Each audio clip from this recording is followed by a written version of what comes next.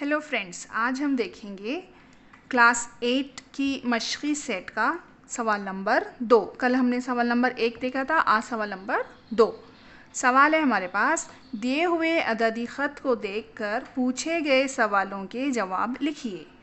अब यहाँ पे एक अददी ख़त आपको दिया हुआ है और उसके नीचे कुछ सवालात है जिसके जवाबात आपको देना है। तो यहाँ पे आप अददी ख़त देख लेते हैं पहले कि कहाँ से है।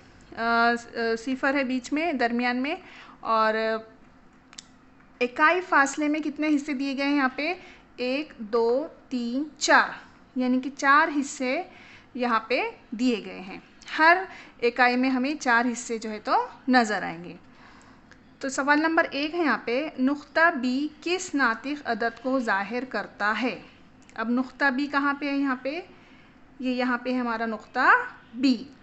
अब जैसा कि हम अददी ख़त देख के बता सकते हैं कि यहाँ पे हमारा कौन सा नुक्ता आएगा, यहाँ पे -1/4, यहाँ पे आएगा हमारा मनफी का 1/4। उसी तरीके से यहाँ पे -2/4, -3/4, -4/4। फिर यहाँ पे बी तक आते हुए उसका जो नुक्ता रहेगा वो रहेगा मनफी का 10/4। तो नुक्ता बी हमारा किस नातिक़ अदद को ज़ाहिर कर रहे हैं, मनफी का 10/4।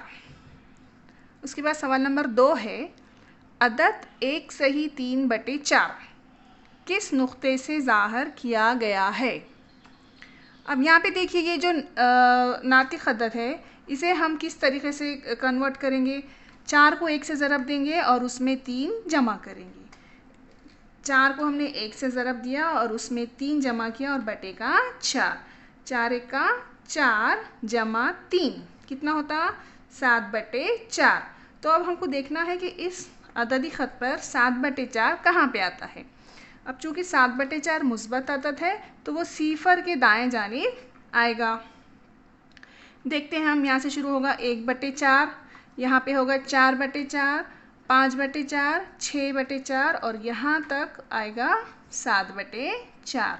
तो किस नुक्ते को ज़ाहिर कर रहा है 7/4, नुक्ता सी को। ठीक है। अब नेक्स्ट क्वेश्चन है हमारा, नुक्ता डी से नातिक़ अदद 5/2 को ज़ाहिर किया गया है। ये बयान सही है या गलत, लिखिए। अब आपको देखना है नुक्ता डी कहाँ है, नुक्ता डी यहाँ पे, उससे कौन सा नातिक़ अदद ज़ाहिर किया गया है 5/2। तो ये सही है या गलत हम देखेंगे। यहाँ पे होगा हमारा 4/4, यहाँ पे होगा 8/4, यहाँ पे 9/4 और यहाँ पे होगा 10/4। अब 10/4 को हम और की सूरत में किस तरीके से लिख सकते हैं, 2 2 4, 2 5 10, यानी कि 5/2। इसका मतलब ये बयान कैसा है हमारे पास, सही है। नुक्ता डी जो है तो 5/2 को भी ज़ाहिर करता है। उम्मीद है आपको ये सवाल समझ में आया होगा। इसके आगे के सवालात देखने के लिए please like, share and subscribe. जज़ाकल्लाह।